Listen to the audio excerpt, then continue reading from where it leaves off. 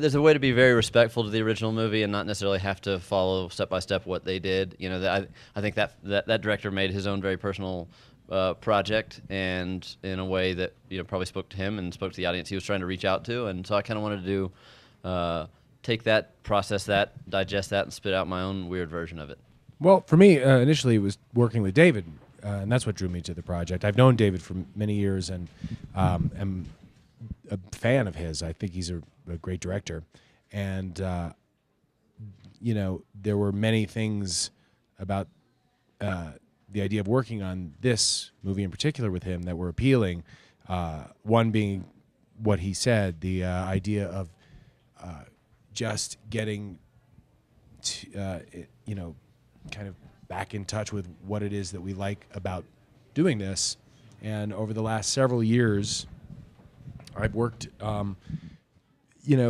pretty steadily in the studio system, which has been gratifying and enjoyable and fun. And this was more bare bones, which I hadn't done in a while.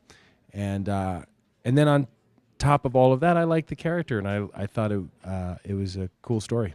I'd wanted to work with David since we almost made this film, I guess 8 years ago, called Goat, based on the novel by Brad Land, and we ended up not making it, but I'd wanted to work with David, and we'd worked in a lot of rehearsal sessions and casting sessions and things like that. It was actually, my involvement, from my perspective, was kind of just dumb luck on my part. I kind of cold called David out of the blue about another project, and I just wanted to ask him a couple of random questions.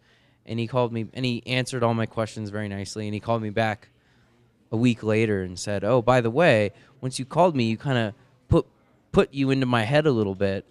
And I guess That's the way to get jobs. Just call everybody all the it's time. weird. Yeah. I got into your head, and then if I hadn't called him, I probably wouldn't have been in the movie. It's weird. It was just the kind of timing on this. This project was very specific in the timing, and yeah, you talk about it being kind of under the radar, and it wasn't so much secret. It's just like we didn't really know what we were doing exactly, so there's no reason to make any sort of announcement about it or project any sort of expectation or anticipation of the movie. We just thought it'd be great to kind of quietly disappear and explore these characters and this concept, and so it was a lot of that.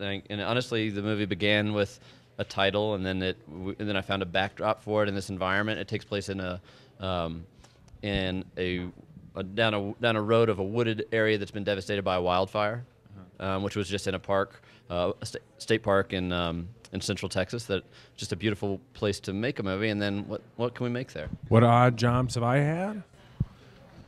I've had a bunch. I mean, I've had really. The weirdest one was I used to glaze hams. I did that for 4 months. I glazed, where I glazed hams, and not just glazed them. I unpacked them from a truck. I took them out of cryovac. I cut them and sliced them, and then I glazed them, and then I wrapped them. But then I gave them to somebody else to sell. I used to pick up pine cones. My neighborhood, yeah. It was like a pine That wasn't really so much a job as just a fun thing you did. That doesn't really. Or just a passion. Were you receiving checks for that? I wouldn't say checks, but it was cash. I think that's one. But their profession in the movie is actually kind of one of the things. Making it uneventful again keeps it less distracted from the objective of their day-to-day job, and you can kind of just go with that as part of the backdrop. And I think almost it being the more mundane and straightforward that can be, the more it opens up to the possibility of characters.